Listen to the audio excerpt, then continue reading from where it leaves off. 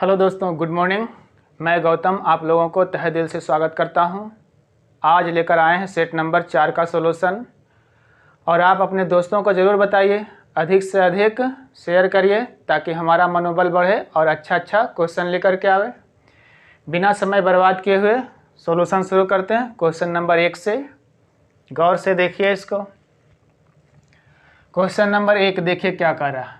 एक आदमी जब कार से 60 किलोमीटर प्रति घंटा की चाल से शहर जाता है तब वह नियत समय से 12 मिनट देर से पहुंचता है। यदि वह 70 किलोमीटर प्रति घंटा की चाल से शहर जाता है तो वह नियत समय से 8 मिनट पहले पहुंच जाता है।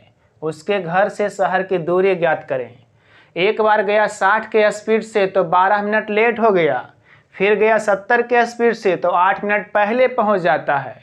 अब यहाँ से देखिए दूरी तो वही है, तो चाल इसका दिया हुआ पहले गया है 60 के स्पीड से, दूसरा बार गया है 70 के स्पीड से, तो पहले 12 मिनट लेट हो गया। यानी हम बोल सकते हैं कि शुरुआत में 12 मिनट ज़्यादा लग गया। फिर करा 70 के स्पीड से गया है तो 8 मिनट पहले पहुंच गया, यानी 8 मिनट कम समय लगा। एक प्लस एक माइनस का अंतर जुड़ जाता है तो 12 प्लस में 8 माइनस में अंतर 20 हो जाएगा। पहले यहाँ चाल के उल्टा समय करिए, 7 इधर चला जाएगा 6 उधर। यहाँ प्लस 12 माइनस 8 का अंतर 12 या 8 20, घंटा में बदलने के लिए 60 से भागा, जबकि रेशियो में अंतर 1 है। अंतर के तुलना अंतर से पूछा है शहर से घर की दूरी क्या है। चाल गुना समय बराबर दूरी, 60 गुना 7। 60 से 60 काट दीजिए, 20 सती चाल से 140 किलोमीटर उसके घर से शहर की दूरी है, जो कि आपका ऑप्शन 1 में। आगे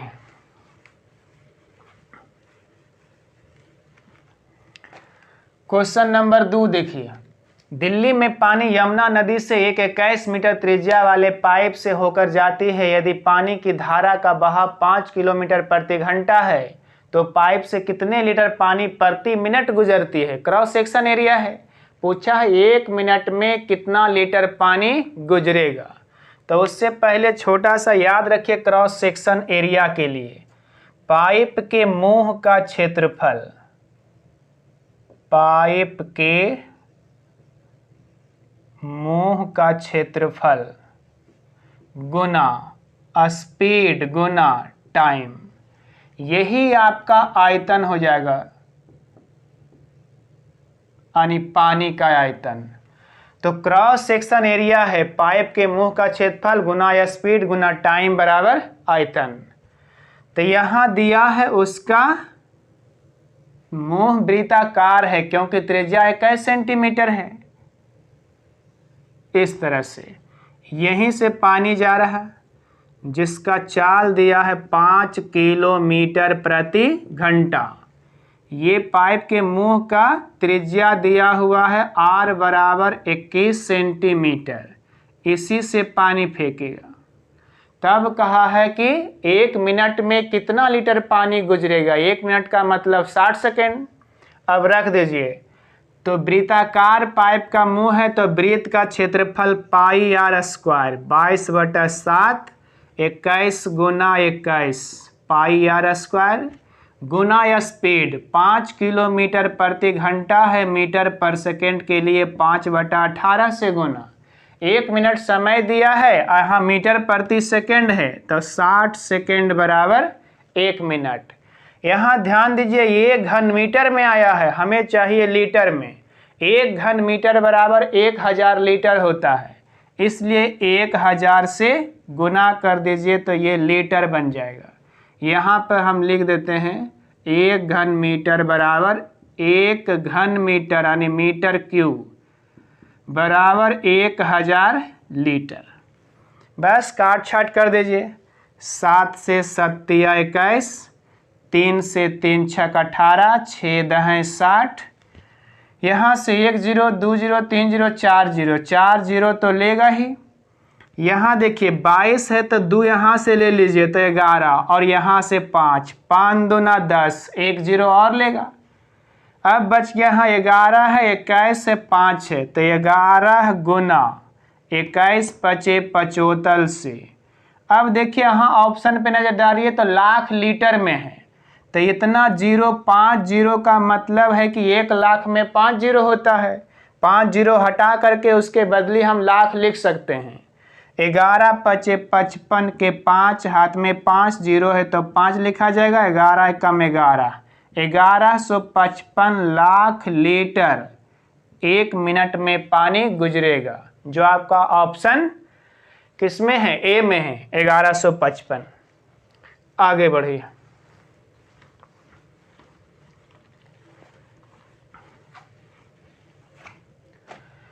नंबर 3 करा कोई व्यक्ति एक टीवी को उसके क्रय मूल्य के 25% लाभ पर बेचता है। यदि उसने उसके विक्रय मूल्य के 25% लाभ पर बेचा होता तो उसका लाभ क्रय मूल्य का 5% प्लस 100 रुपया अधिक हो जाता। टीवी का क्रय मूल्य ज्ञात कीजिए। शुरुआत में बोला 25% लाभ पर बेचा है, फिर कह रहा नहीं विक्रय मूल्य पर 25% लाभ लेगा।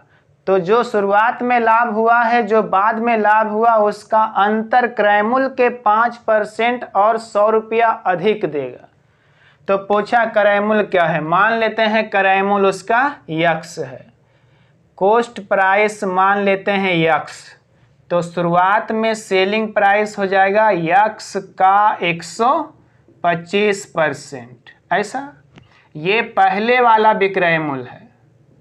फिर करा बाद में बदल दिया तो बाद वाला विक्रय मूल्य देखिए, विक्रय मूल्य पर 25% लाभ लेगा यानी इस पर, तो यक्स का 125% और इस पर बेचेगा 125%, ये कहना चाह रहा। लेकिन हमें लाभ का अंतर चाहिए, विक्रय मूल्य का अंतर नहीं चाहिए। तो हम कह सकते हैं कि यहाँ से 125% तो पुराना वाला विक्रय मूल्य है, नया वाला विक्रय मूल्य नहीं चाहिए, इस पर लाभ चाहिए इस पे। तो 125% ना करके 25% ही करेंगे।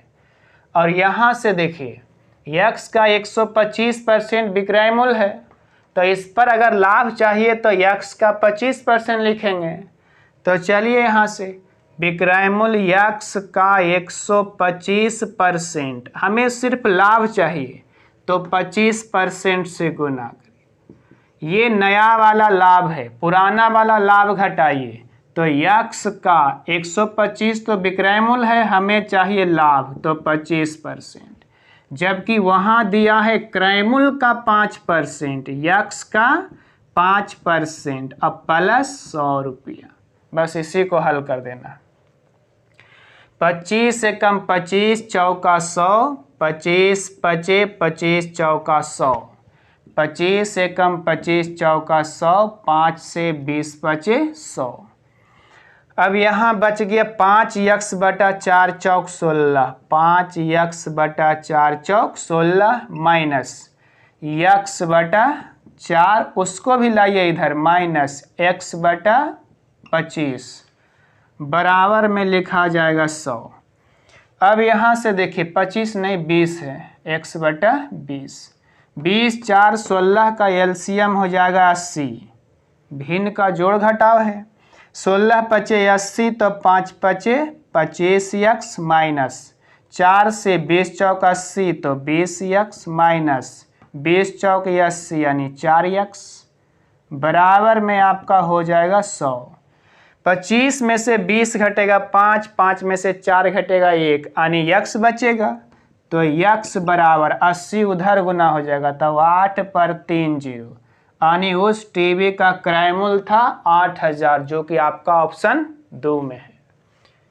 आगे बढ़ते हैं।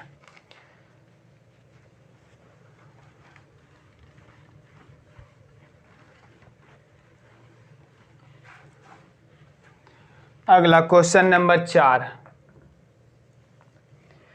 कह रहा चक्रवृद्धि ब्याज पर लगाई गई एक राशि 2 वर्ष में 8820 रुपया तथा 3 वर्ष में 9261 रुपया हो जाता है, तो दर ज्ञात कीजिए।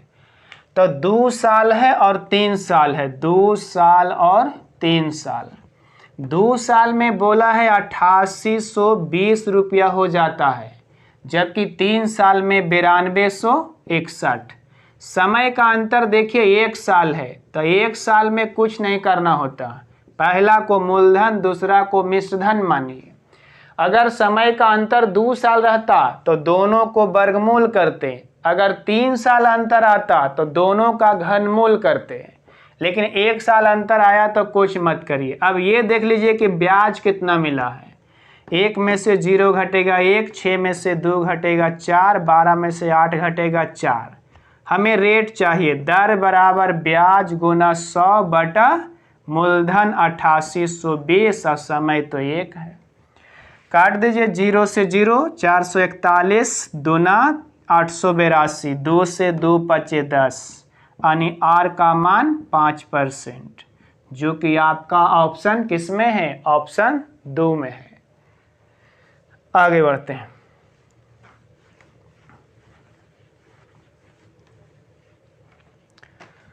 अगला क्वेश्चन नंबर 5। करा 2 प्रकार का स्टील उपलब्ध है, प्रकार ए में 5% निकेल, प्रकार बी में 40% निकेल।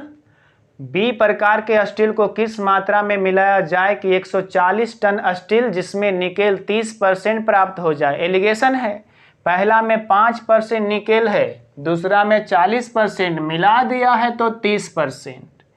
ये ए है, ये बी है, पहला में 5%, दूसरा में 40%, मिला देने पर 30%। लगा दीजिए एलिगेशन। 5 और 30 का अंतर हो जाएगा 25, 40 30 का अंतर 10, 5 दूना 10, 5 पचे 25। टोटल दिया हुआ मिलाने पर 140 टन, जबकि यहाँ टोटल 5 और 2 7 पूछा है वहाँ बी वाला प्रकार में, तो बी में यहाँ 5, 7 दूना 14 20, 20 पचे 100। यही आपका आंसर जो आपके ऑप्शन ए में है। आगे बढ़िए। नंबर 6 करा, यदि 8 आदमी और 12 लड़के एक काम को 12 दिनों में कर सकते हैं तो उसमें 3 गुने काम को 40 आदमी और 45 लड़के कितने दिनों में पूरा करेंगे, यह मानते हुए कि 16 आदमी 8 घंटे में उतना काम करते हैं जितना कि 12 लड़के 24 घंटे में। नीचे से रेशियो निकलेगा, वहां से रखिए 16 आदमी 8 घंटे, 16 मैन 8 घंटे में जितना काम करता है उतने समय में उतने काम 12 लड़का मिल करके 24 घंटा में। काटिए, 8 से 8 तिया 24, यहाँ से 4 चौक 16, 4 तिया 12, तो 3 तिया 9 इधर और 4 उधर। एक आदमी का क्षमता 9 काम करने का है, जबकि एक लड़का 4 काम कर सकता है। अब लेफ्ट साइड काम दीजिए जो ऊपर दिया है, दूसरा साइड जो पूछा है। करा 8 आदमी और 12 लड़के, तो 8 नमा 72 प्लस 12 चौक 48 मिल करके कितना समय में, 12 दिन में पूरा करता है। तो बोला 3 गुना काम, तो इसी में 3 कर दीजिए। बाद में पूछा है 40 आदमी, 4 नमा 36, 360 प्लस 45 लड़का, 45 चौका 180 कितना दिन में, तो डी दिन में। बस डी का मान निकलेगा। काट दीजिए यहाँ से, ये आपका 36 है, 18 है, 54 है, यानी 540। तो ये कट जाएगा 3 से, 18 तिया 54, 12 से कटेगा, 12 कम 12 बचा 6, 12 पचे 60। यहाँ 72 और 48 को जोड़ दीजिए, तो 8 2 10, 7 4 11, 1 12, 120 बराबर 15 डी, यानी डी बराबर 15 या 20 से। टोटल काम 8 दिन में समाप्त हो जाएगा, जो आपका ऑप्शन 3 में है।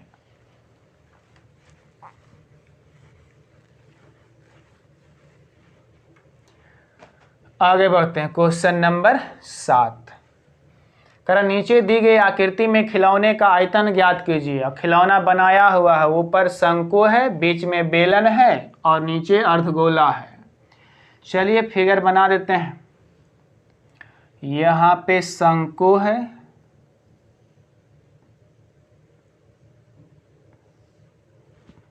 छोटा फिगर बनाइए, बड़ा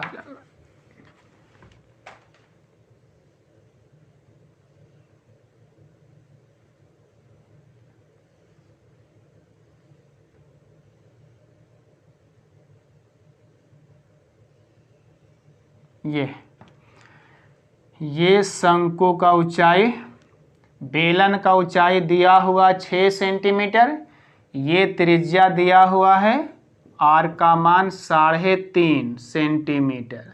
तो जो त्रिज्या शंकु का होगा वही त्रिज्या बेलन का, वही त्रिज्या अर्धगोला का। तो अर्धगोला का भी त्रिज्या 3.5, तो जो ये त्रिज्या रहेगा वही इसका ऊंचाई। तो यहाँ से ये बोल दीजिए या तो ये दोनों 3.5। पूरा ऊंचाई दिया हुआ है 15.5, यहाँ से यहाँ 15.5, तो 15.5 पूरा है, यहाँ से यहाँ 6 है, नीचे 3.5 है, 6 3 9, 9.5, 15.5 में 9.5 घटाइए, ये शंकु का ऊंचाई निकल जाएगा 6। अब तो सब कुछ पता हो गया, शंकु का ऊंचाई त्रिज्या, बेलन का भी ऊंचाई 6, त्रिज्या 3.5, अर्धगोला का भी त्रिज्या 3.5। बस फॉर्मूला लगा दीजिए, आंसर आ जाएगा। चलिए आयतन निकालना है, आकृति का आयतन। शंकु का आयतन हो जाएगा 1/3 पाई आर स्क्वायर एच, प्लस बेलन का आयतन हो जाएगा पाई आर स्क्वायर एच, प्लस ये आपका अर्धगोला है तो 2/3 पाई आर क्यू। जो कॉमन है कॉमन ले लीजिए, तो पाई आर स्क्वायर यहाँ भी है, पाई आर स्क्वायर यहाँ भी, इसमें भी पाई आर स्क्वायर, तो आर क्यू को हम लिख सकते हैं आर स्क्वायर गुना आर। अब तो आराम से दिख रहा है पाई आर स्क्वायर कॉमन, तो पाई आर स्क्वायर कॉमन लीजिए, तो यहाँ बचेगा h/3, जबकि h का मान शंकु में 6 है, तो 6/3 प्लस ये बेलन का बचा है h, तो बेलन का ऊंचाई 6 प्लस 2/3 तो रहेगा ही, और वहाँ बच रहा है r, 3.5 को लिख सकते हैं 7/2। बस इसी को काट छाट करना है, यहाँ से मान दे सकते हैं 3 से 3 दूना 6, 2 से 2 कैंसिल। अब यहाँ से देखिए 2 है और यहाँ पे 6 है, 6 और 2 8, 7/3 है, तो 8 है 8 या 24 और 7 31/3, 31/3। यहाँ मान दीजिए पाई का मान 22/7, आर स्क्वायर है तो 3.5 को लिख सकते हैं 7/2, यानी 7 गुना 7/2 दूना 4। अब तो आपका काट छाट है, 7 से 7 कैंसिल, कटेगा 2 से 2 दूना 4, 2 से 11। अब गुना कर सकते हैं 11 गुना 7 गुना 31 करिए, तो यहाँ से करते हैं 11 गुना 7 एकम 7, बचा 7 21/3 दूना 6, उसको भी करिए। 11 7 77 के 7, हाथ में 7, 11 7 18 के 8, हाथ में 1, 11 दूना 22 1 23, 6 से भागा देना है, तो 6 3 18, बच गया कितना 5, 58, 6 9 54, देखे तो 39 किसी में है, एक ही में दिख रहा ऑप्शन 1 में, तो हम लिख देते हैं 397 दशमलव कितना है 83 है, ऐसा, जो कि आपका ऑप्शन 1 में है। किन्हीं का इच्छा है कि हम पूरा सॉल्यूशन नीचे नहीं करेंगे तो आप लगभग में कर सकते हैं। जैसे यहाँ देखिए 31 है, 31/3 है, तो हम इसको बोल सकते हैं 3 दहें 30, 10 है, फिर 2 से 2 पचे 10, 5, तो 5 7 35, 11 गुना 35 कर दीजिए, 11 पचे 55 के 5, हाथ में 5, 11 33 और 5 38, 385, तो यहाँ 30 रखें तो 385, 31 रहेगा तो कुछ बढ़ेगा, तो 385 से बड़ा 397.83, बढ़िया आ गया। ऐसे कुछ नहीं था, बस ये फॉर्मूला खाली लगा देना था, अब बाकी तो हल्का सा कैलकुलेशन है।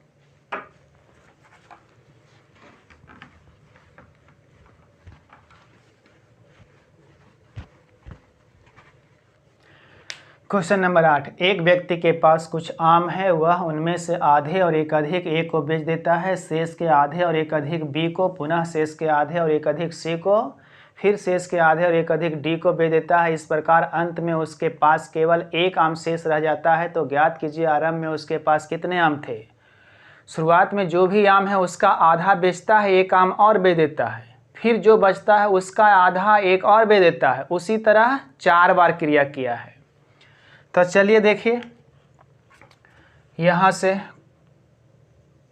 कुल है, एक को बेचा है, फिर एक बेचा है, एक को आधा बेचा है, फिर एक बेचा है, तो यानी शेष बचेगा, शेष 1 कर देते हैं। फिर बी को बेचा है आधा और एक और दिया, तो बी को देने के बाद फिर शेष बचेगा, तो शेष 2। सी को देगा आधा, एक और बेचेगा, फिर शेष बचेगा। अगला आपका है डी को बेचेगा तो फिर शेष बचेगा। यानी इस तरह से 4 व्यक्ति के पास बेचा है तो 4 बार शेष भी बचेगा। अब इसके लिए ऊपर देखते हैं किस तरह से बेचा है। कुल का आधा, और हम कह सकते हैं एक और बेच दिया तो एक और घटेगा।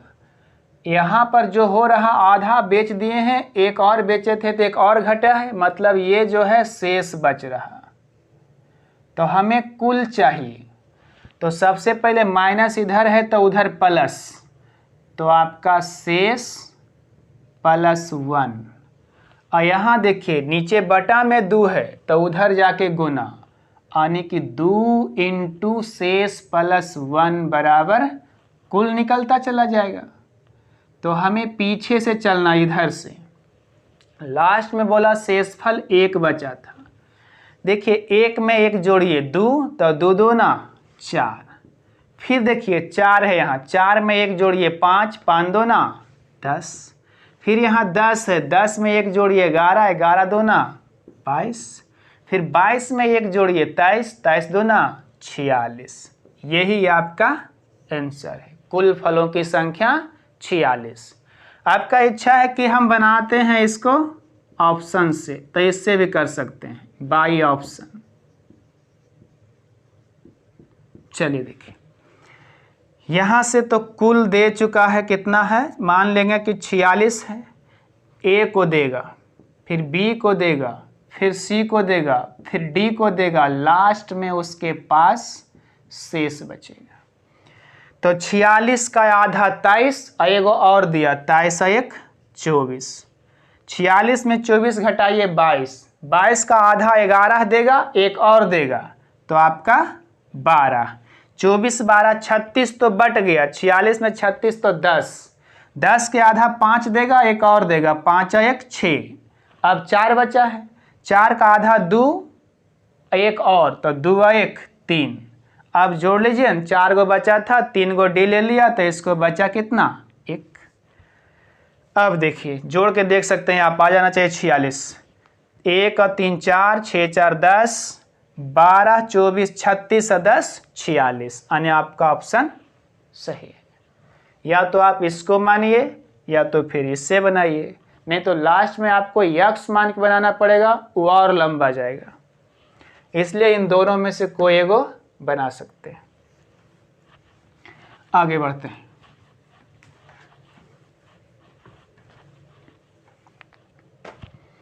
क्वेश्चन नंबर 9, कह 2 दुकानदार एक वस्तु एक ही कीमत मूल्य पर बेचते हैं। पहला 20%, 10%, 5% श्रेणी बट्टा देता है और दूसरा 15%, 12%, 8% बट्टा श्रेणी देता है। बताएं कि ग्राहक के लिए कौन सा सौदा लाभदायक है। जिस पर सबसे ज़्यादा छूट मिलेगा ग्राहक को लिए वही सौदा सबसे बेहतर होगा। तो पहला और ये दूसरा, इस पर दिया 20% छूट, फिर दिया 10% और फिर 5%। इस पर 15%, फिर आपका 12% और फिर 8%। जोड़िए दोनों को, 12 8 20, 15 35%। यहाँ से 20 10 30 और 5 35%। अब यहाँ आप ये नहीं कह सकते हैं कि दोनों पर तो 35% छूट दिया, एकल छूट निकालना होता है। एकल छूट निकालिएगा तो दोनों का 2 आएगा, तो आसानी के लिए यहाँ देखिए, अगर योगफल दोनों का समान आ जाता है तो जिसमें सबसे बड़ा छूट मिलेगा वही छूट ग्राहक के लिए बेहतर होगा। तो यहाँ देखिए सबसे हाईएस्ट कौन है, 20 है, जो कि पहला में है, इसलिए ग्राहक के लिए पहला छूट लाभदायक होगा, जो कि आपका ऑप्शन ए में है।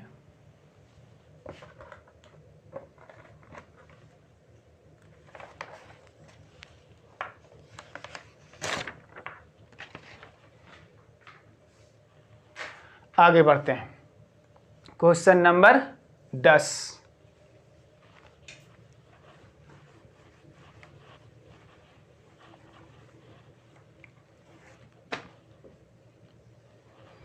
दो रेलगाड़ियां दो स्थानों से जिनके बीच की दूरी 650 किलोमीटर है एक दूसरे की ओर चलती है। यदि एक ही समय पर तो एक दूसरे से 10 घंटे में मिलती है, परंतु यदि एक गाड़ी दूसरी गाड़ी से 4 घंटे 20 मिनट देरी से चले तो एक दूसरे से दूसरी गाड़ी के चलने के समय से 8 घंटे बाद मिलती है, तो दूसरी गाड़ी की गति क्या है। यानी शुरुआत में दोनों साथ साथ चला था, तो हम कह सकते हैं विपरीत दिशा में चाल जुड़ जाएगा। पहला का चाल मान लेते हैं x, ये पहला का चाल है। दूसरा का चाल मान लेते हैं y, x किलोमीटर घंटा, y किलोमीटर प्रति घंटा। तो विपरीत दिशा में चाल जुट जाएगा, यानी x प्लस y। तो हम कह सकते हैं x प्लस y, चाल बराबर दूरी बटा समय। दूरी 650 और समय लगा शुरुआत में 10 घंटा, यानी दोनों के योगफल आ गया 65। किसी एक का अगर निकाल देंगे 65 में घटा देंगे तो दूसरा का भी निकल जाएगा। अब दूसरा कंडीशन के अनुसार देखिए क्या कहा, ये दूरी तो टोटल 650 किलोमीटर है, वहाँ बोला है कि दूसरी गाड़ी के चलने के 8 घंटे बाद मिलता है। इसका मतलब है कि पहली गाड़ी 4 घंटा 20 मिनट पहले चला है, तो उसको आप चलवा सकते हैं। तो पहली गाड़ी जिसका चाल x है, तो दूरी बराबर चाल गुना समय। समय दिया है 4 घंटा 20 मिनट, उसको बदलिए तो 4 पूर्णांक 20 बटा 60, 20 से कम 20, 20 तिया 60, यानी 4 तिया 12, 1 13 x बटा 3। इतना दूरी तय कर लिया, तो अब कितना बचा, 650 में इसको घटा दीजिए, 650 माइनस 13 x बटा 3। अब यहाँ से चलेगा पहला, यहाँ से दूसरा, तो बोला है दूसरी गाड़ी के चलने के 8 घंटे बाद दोनों मिल जाते हैं। अब यहाँ से फिर तो दोनों विपरीत ही है, यानी फिर से चाल जुटेगा x प्लस y, और यहाँ समय दिया है 8 घंटा बराबर यही दूरी 650 माइनस 13 x बटा 3। x प्लस y का मान यहाँ देखिए 65 है, तो आप यहाँ रख सकते हैं x प्लस y के जगह 65। गुना करिए, या तो 13 से काट देते हैं कॉमन लेके, 13 13 पचे 65, 13 पचे 65, 8 पचे 40, तो 50 में 40 घटेगा, उधर भेज दीजिए 10, और x बटा 3 इधर आ जाएगा, x बटा 3, यानी हम बोल सकते हैं x बराबर 10 तिया 30। दोनों का योगफल 65 है, तो y का मान निकाल दीजिए, 65 में से 30 घटेगा 35। और वहाँ पूछा है दूसरी गाड़ी की गति क्या है, तो यही आपका आंसर 35, जो कि ऑप्शन सी में है। आगे ये सब बढ़िया क्वेश्चन है, ध्यान से एक बार 2 बार 3 बार बनाइए जब तक समझ में ना आ जाए। क्वेश्चन नंबर 11, क्योंकि यही सब हिसाब बनाने से रिजल्ट होगा। आसान वाला तो सभी बना देता है, जो हार्ड बनाएगा उसका रिजल्ट होगा। तो ये सब क्वेश्चन को गौर से बनाइए, एक बार नहीं समझ में आया रोक रोक के 2-3 बार देखिए। क्वेश्चन नंबर 11 आ रहा है, 11 में कह रहा एक रंगीन टीवी किस्त योजना में खरीदा जाता है। नगद भुगतान 2000 रुपये और 3 वार्षिक किस्तें 10 1815 रुपये, 1560 और 1430 रुपये क्रमशः पहले वर्ष, दूसरे वर्ष और तीसरे वर्ष के अंत में देय है। यदि ब्याज की दर 10% वार्षिक है तो टीवी की नगद मूल्य ज्ञात कीजिए। मतलब पूछा कि नगद खरीदता तो कितना दाम लगता। वो तो खरीदा किस्त बाई किस्त, पहले दिया है 2000 नगद, पहला साल 1815, दूसरा साल 1560, तीसरा साल 1430। तो बाद में जो दिया किस्त वाला उसमें तो ब्याज जोड़ करके लिया है, लेकिन यहाँ नगद चाहिए तो नगद में ब्याज तो नहीं चाहिए, उसके लिए अब निकालते हैं। देखिए शुरुआत में जो नगद दिया 2000 ये तो रहेगा ही। पहला साल दिया है 1815 किस्त के अनुसार, तो 10% ब्याज भी लगा है, यानी लग गया 110। नगद देता तो 100 प्लस दूसरा साल दिया किस्त के अनुसार 1560, तो 2 साल का ब्याज लेगा, 10 दूना 20 यानी 120। नगद देता तो 100। फिर तीसरा साल दिया 1430, तो 1430 दिया तो 3 साल का ब्याज यानी 10 दिया 30, तो यहाँ देगा 130। नगद के लिए 100। बस इसको जोड़ घटाव कर देना है। काटिए इसको, 0 से 0 हटा देते हैं, 11 से कटेगा 11 एकम 11, 7, 11 छक 66, 5, 11 पचे 65। ये भी 0 से 0, 12 से काटिए, 12 एकम 12, 12 तिया 36। 0 से 0, 13 से कटेगा, 13 एकम 13, 13 एकम 13, और ये बच गया कितना 1430 है या कुछ और है, 1430 है, तो 13 एकम 13, तो 13 एकम 13, यानी यहाँ पे 1100, यहाँ पे 1300, और यहाँ पे 1650, और यहाँ पे 2000। तो 50 को भी रहने दीजिए, 1650 को, 1100 1300, 13 और 11 24, 2400 1600 4000, 4000 2000 6000, अब 50 अलग है, तो 6050। अगर नगद खरीदता तो 6050 रुपया दाम देता, लेकिन किस्त बाई किस्त खरीदा था तो उसको ज़्यादा पड़ गया, तो 6050 आपका ऑप्शन 2 में है। आगे और क्वेश्चन नंबर 12 करा, 2 संख्याओं का योगफल 216 है जिसका मासा 27 है, संख्याएं ज्ञात कीजिए। मासा से दोनों संख्या कटेगा, पहली संख्या 27x और दूसरी संख्या 27y, तो 2 संख्या का गुणनफल बराबर कि योगफल दिया है, 2 संख्या का योगफल दिया है 216, तो योगफल उससे आसान, देखिए बाई ऑप्शन ऐसा ही हो जाएगा। मासा 27 से दिया है तो कोई भी संख्या मासा से कटेगा, तो मासा से एक के ऑप्शन कट रहा, पहला ऑप्शन 27, और कोई नहीं, 51 भी नहीं कट रहा, 40 भी नहीं कट रहा, 36 भी नहीं कट रहा, ऐसे ही मार दीजिए ऑप्शन 1, 27 से कम 27। आगे बढ़ते हैं, क्वेश्चन नंबर 13 कह रहा किसी काम को पूरा करने के लिए x y z 8 12 16 दिन में पूरा कर सकता है। x y z 8 12 16, क्षमता का रेशियो एलसीएम 48, तो 8 6 48, 12 चौक 48, 16 3 48, ये तो उसका क्षमता का रेशियो आ गया। आगे कर रहा है, शुरुआत किया है, बोला यक्स 2 दिन काम किया है, यक्स 2 दिन काम किया, 2 दिन में कितना काम कर देगा, 6 दूना 12। फिर आगे कर रहा है, उसके पश्चात बाई उतने दिन काम करता है जब तक जेड के लिए 25% काम रहे, जेड के लिए 25% काम रहना चाहिए। तो हम कह सकते हैं टोटल काम 48 का 25% 12, तो 12 12 24, यक्स और जेड मिलकर के 24 काम कर दिया, तो बाई के लिए कितना काम बचेगा, बाई के लिए 24 काम, तब ने 24 12 36 और 12 48 काम पूरना चाहिए। तो ये आपका काम कितना कितना किया है, पहला किया है 12 काम, दूसरा देखिए यहाँ बाई है तो 24 काम, और तीसरा जेड है तो 12 काम। लेकिन हमें काम नहीं चाहिए, समय चाहिए, तो देखिए समय, टाइम यहाँ से निकाल देते हैं। यहाँ क्षमता इसका 6 है तो 12 काम करने के लिए 6 दूना 12 2 दिन, 4 क्षमता है 24 काम करेगा, 4 छक 24 6 दिन, 3 क्षमता 12 काम, 3 चौका 12, 6 4 10 2 12 दिन में पूरा काम समाप्त हो जाएगा, जो कि आपका ऑप्शन गलती दिया, 4 में 32 दे दिया, उसको सुधार लीजिए। ऑप्शन डी में आपका जो 32 दिया है उसको काट करके ऑप्शन 12 कर लीजिए, गलती से 32 लिखा गया। आगे बढ़ते हैं।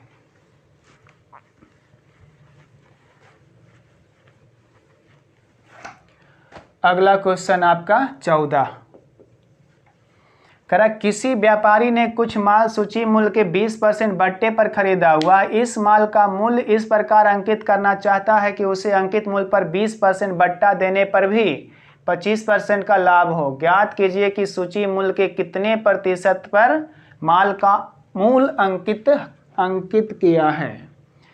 देखिए यहाँ से शुरुआत में पहले उसका अंकित मूल्य मान लेते हैं 100, 20% छूट पर खरीदा है तो 80 पर। अब कह रहा है कि हमें 25% लाभ चाहिए और 20% छूट भी देंगे, तब हमें कितना अंकित करना पड़ेगा। तो 80 पर चाहिए 25% लाभ, तो विक्रय मूल्य 125। कब? जब 20% छूट देंगे तो तुलना 80 से। ये बाद वाला अंकित मूल्य है, ये पहले वाला। 80 से 80 कैंसिल, आपका 125%। ऑप्शन 3। आगे बढ़िए। 14 के बाद 15 में कह रहा PQR त्रिभुज है, कोण R 54 है, बिंदु यस से त्रिभुज PQR, P है, Q है, R है। कह रहा है यस से PQ का समद्विभाजक लंब QR से T पर मिलता है। इस पर लंब भी है और समद्विभाजक भी है। यस से ये लंब है, समद्विभाजक है, तो दोनों बराबर। बोला QR को T पर मिलता है, इसको मिला दीजिए। आगे लिखा था ऊपर में कोण R का मान 54, ये 54 डिग्री। उसके बाद लिखा है किसका मान, TPR का मान 46, TPR ये आपका 46। तो जोड़िए 6 4 10 के 0 हाथ में 1, 5 4 9 1 10, 100 तो आ गया दोनों का योगफल। तो यहाँ पर बचा कितना, त्रिभुज के तीनों कोण 180, तो यहाँ बच गया 80। तो पूछा कोण TPR कितना होगा। TPR नहीं, TPR का मान 46 है, तो PQR इसका मान पूछा है, ये एंगल का। चलिए देखिए इन दोनों त्रिभुज में ये दोनों तो बराबर है, ये कॉमन है, तो हम कह सकते हैं ये 90, ये भी 90, SAS भुजा कोण भुजा से ये दोनों सर्वांगसम है। जैसे ही सर्वांगसम है तो शेष भुजा अपने आप बराबर हो जाएगा, तो ये भुजा और ये भुजा बराबर। अब हम कह सकते हैं त्रिभुज PQT में समान भुजा के सम्मुख कोण बराबर होते हैं। यहाँ राइट एंगल के सामने यहाँ पे भी यक्स, राइट के सामने यहाँ भी यक्स।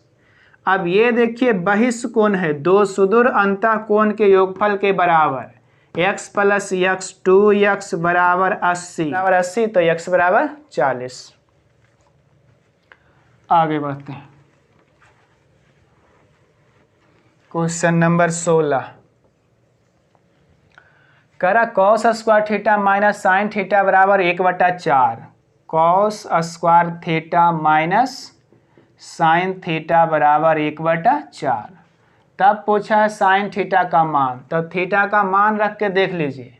अगर थीटा का मान 30 रखते हैं, 30 डिग्री, तो cos 30 का मान होता है √3/2, स्क्वायर करेंगे 3/2 दूना 4। साइन 30 का मान होता है 1/2, ऊपर नीचे 2 से गुना कर सकते हैं ताकि आसानी से एलसीएम 4 4 हो जाए। 3 में से 2 घटेगा 1/4, यानी सही कर रहा। थीटा का मान 30 डिग्री सही है, तो वही पूछा साइन थीटा, साइन 30 का मान 1/2, जो कि आपका ऑप्शन 2 में है। आगे बढ़ते हैं। क्वेश्चन नंबर 17 करा दी गई आकृति में ये एक त्रिभुज है, इसका द्विभाजक है, इसका द्विभाजक है, जो कि यहाँ मिला है D पर, यहाँ C है और यहाँ A, यहाँ B। ये बाई दिया, ये भी बाई, ये x, ये x, यहाँ दिया 48, तो पूछा है आपका कोण ए का मान, ये एंगल चाहिए। तो याद रखिए थ्योरम है, किसी त्रिभुज में, जैसे त्रिभुज ABC में अंतः कोण और बाह्य कोण के समद्विभाजकों द्वारा बना कोण शीर्ष कोण का आधा होता है, इसका ये आधा है। तो हमें चाहिए उल्टा इधर, तो 48 दूना 96, यानी एंगल ए का मान 96, जो आपका ऑप्शन 2 में है। आगे बढ़ते हैं।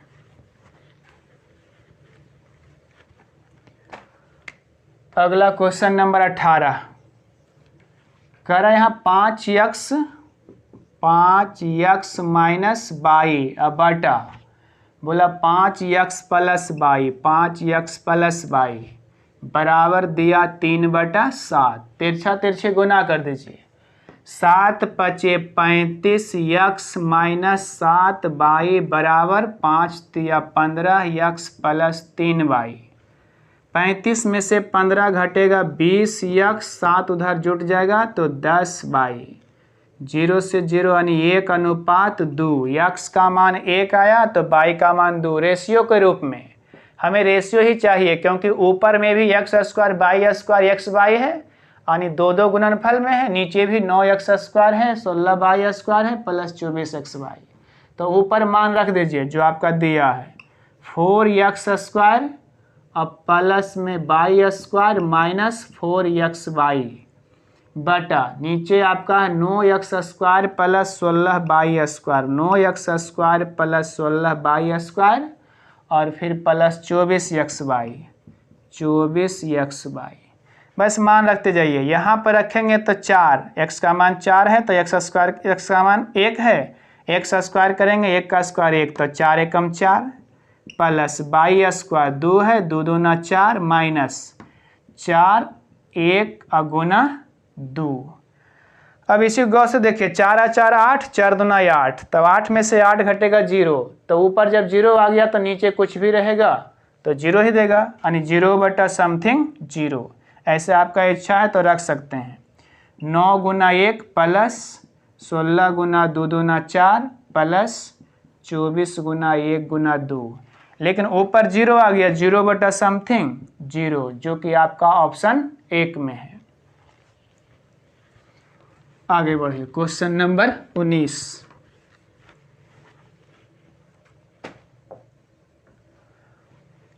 में देखिए क्या करा। एक व्यापारी एक वस्तु को 20% के लाभ पर बेचता है। यदि वह वस्तु को 60% कम दाम पर खरीदा होता तथा 90 रुपये कम पर बेचता तो उसे 50% का लाभ होता। क्रय मूल्य का मान ज्ञात कीजिए। तो कॉस्ट प्राइस मान लेते हैं 100, तो शुरुआत में बोला था 20% लाभ चाहिए तो 120, ये सेलिंग प्राइस 1 है। फिर करा 60% कम दाम पर खरीदता, यानी 100 का सामान 60% कम तो 40 पर। अब 50% लाभ लेता तो विक्रय मूल्य 150%, ये सेलिंग प्राइस 2 है। अब देखिए काट छाट करिए 0 से 0, 15 चौका 60। विक्रय मूल्य का अंतर यहाँ 60 है, जबकि वहाँ बोला 90 रुपये कम पर बेचता, तो 90 के तुलना इसका अंतर करिए 60 से। हमें क्रय मूल्य चाहिए, क्रय मूल्य के लिए 100 काट सकते हैं। 30 या 90, 30 दूना 60, 2 से 50 तो 50 तिया 150, यही उसका क्रय मूल्य था, जो आपका ऑप्शन 1 में है। आगे बढ़ते हैं 19 के बाद 20।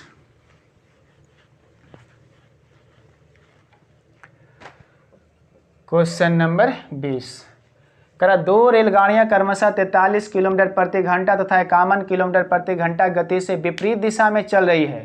धीमी गति से चलने वाली रेलगाड़ी को तेज गति वाली रेलगाड़ी में बैठे व्यक्ति को पार करने में 9 सेकंड लगाते हैं। धीमी वाली गाड़ी की लंबाई क्या है?